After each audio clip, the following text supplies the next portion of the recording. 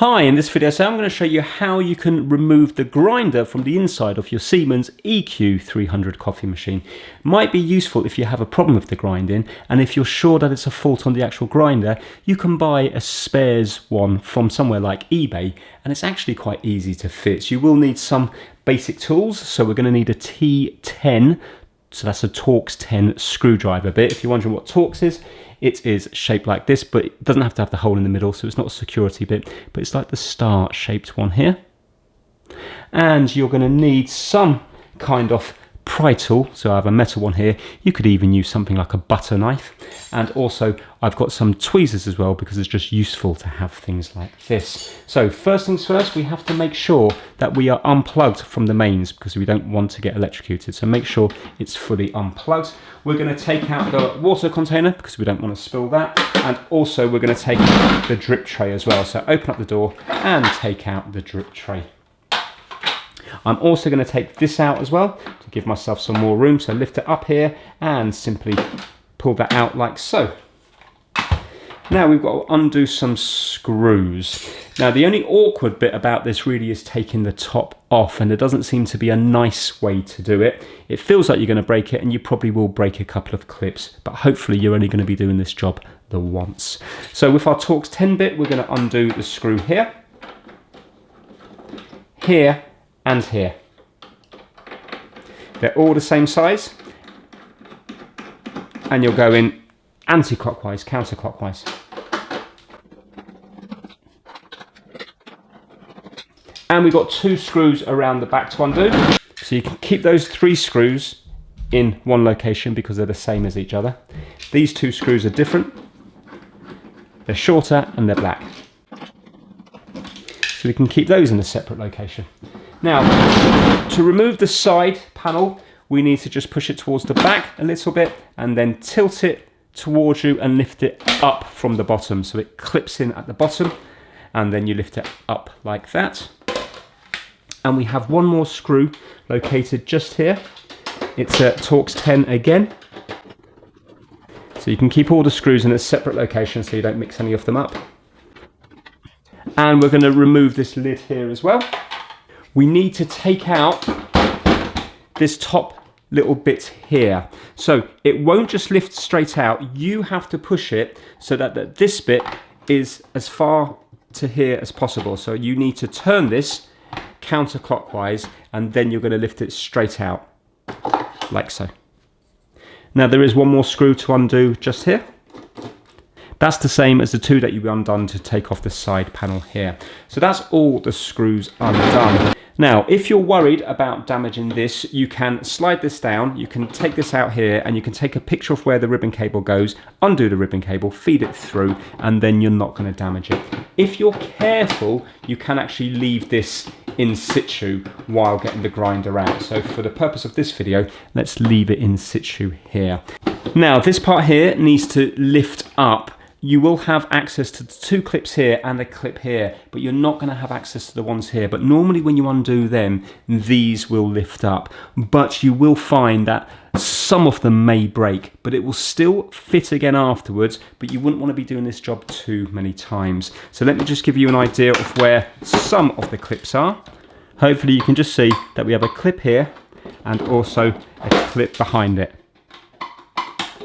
So let's put it back upright. It will make more sense when it comes off. So, clip here. Also, remove the beans in here, otherwise you're really gonna struggle. You'll probably have them fling everywhere. And as well as that, the beans are gonna come shooting through here as well, so it will be a bit messy. So what I'm gonna do is I'm gonna put a little bit of pressure upwards and undo the first clip, like so. Then the second clip, you can hear that one. The clip around the back here. And now it should, if I kind of wiggle it, it should pop up. There we go. But it doesn't sound very nice. Now you can see if I'm gentle, I can rest this here, and yes, there is a bit of strain on the ribbon cable, but I have access now to the grinder without having to remove that ribbon cable, so it is possible. Now this is your grinder here, and it's held in with a rubber band. So if you have a look here, can you see that there's this black rubber band and it's hooked on just here? So you need to unhook that. So I'm just going to get my pry tool and I'm just going to lift it up there like so, and you can see it's going to spring down. There you go.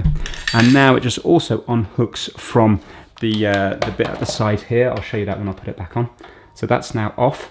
Now we can start to remove this here. So what we need to do is, it's got this little plastic bit here. If we leave the plastic bit on, so it will be kind of stuck to it, but it's only a pressure fit.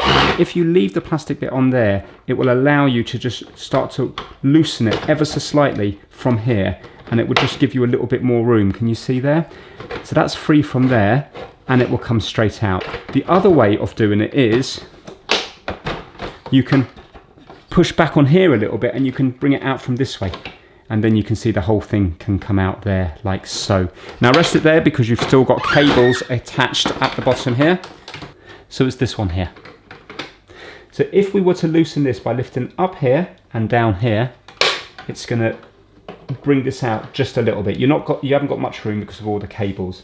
We have a little tab at the back here that we just need to push back, and then this will come out this way. Yeah, so I'm going to grab the wires just gently, and I'm just going to push back on that like so and lift it out. So you can see how that goes in there now. Yeah, clips in like that, and you have to move that tab out of the way while lifting it out at the same time, and then we can just feed it through.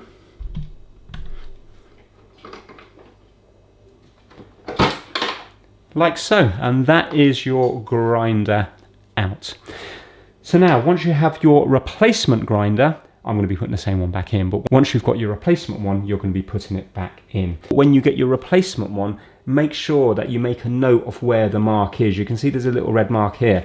When you push this in from the top, there's actually very little play. It only goes from here to here. It only kind of turns around a few like that. Yeah. So what we want to do is, you want to make sure, you see this black, they've done a line down here. So you want to make sure that that is lined up there, and also take a picture of where that red mark is here so you know where it is, because accidentally you might move this around to here and then you'll find that your beans are going to be too fine or too coarse.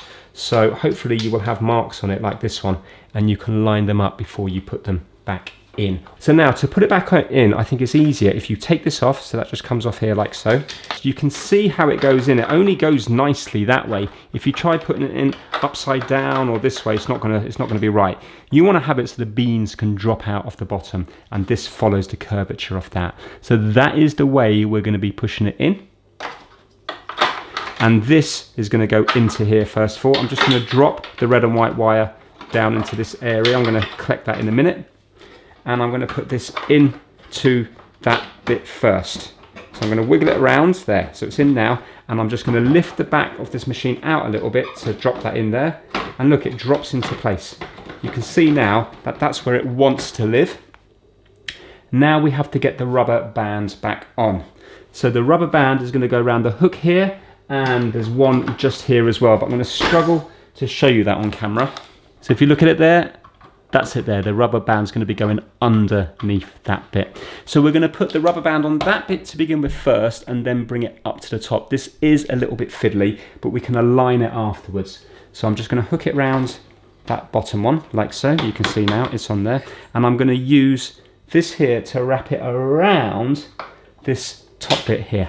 So that goes there, and then we just need to line it up into position. So right now it's just stuck everywhere, so I'm going to put it there, like so. And there, this is going to go underneath this clip here, like this way, and this is just going to go to that side of that thermal fuse there. So hopefully that's what it should look like. So it's not on the thermal fuse, it's either side, and it's underneath that clip there. And you can see now that that grinder is in position. So it'll give you a good opportunity to take this off here and give it a nice good clean, because you might find that that's all full of beans. That's going to end up living around that bit there, like so. But I'm going to put it on this one here to begin with. So hopefully you can see the clips all the way around here. We have 2 here, 1 here, and 2 here as well. So quite a few clips. Right, so we're going to line it all up.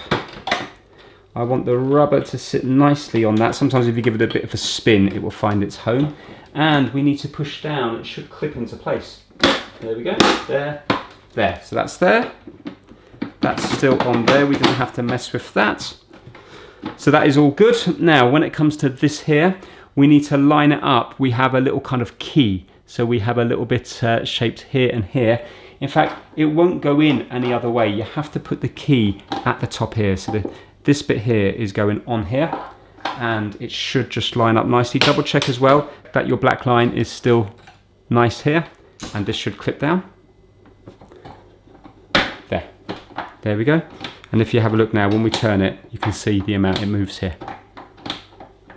So that's that. We now have to do up the screw that goes into here. Now we're going to feed this through. So you can see now it's at the back here. It's not caught in anything. And I'm just going to feed it through this one here, through there, and push it in there with the wires out towards you and just click that into place. Now we can lock this in like so. Now we're going to be putting the side cover on. To put the side cover on, we're putting the bottom bit in first, and it's easier if you leave about an inch, 3/4 of an inch to an inch here, and that way then it will all line up, and just give it a nice little wiggle as you push it home. And there you go, you can see that's gone home there. Around the front here, just if this falls out, you just need to drop it a little bit and then push it up like that. And we're going to do up the 3 screws. With these ones, if you go to the left until they click, like so, it will then go in the same thread that they came out of, because you're only screwed into plastic. So if you go the wrong way, as if you're loosening it until it clicks. There.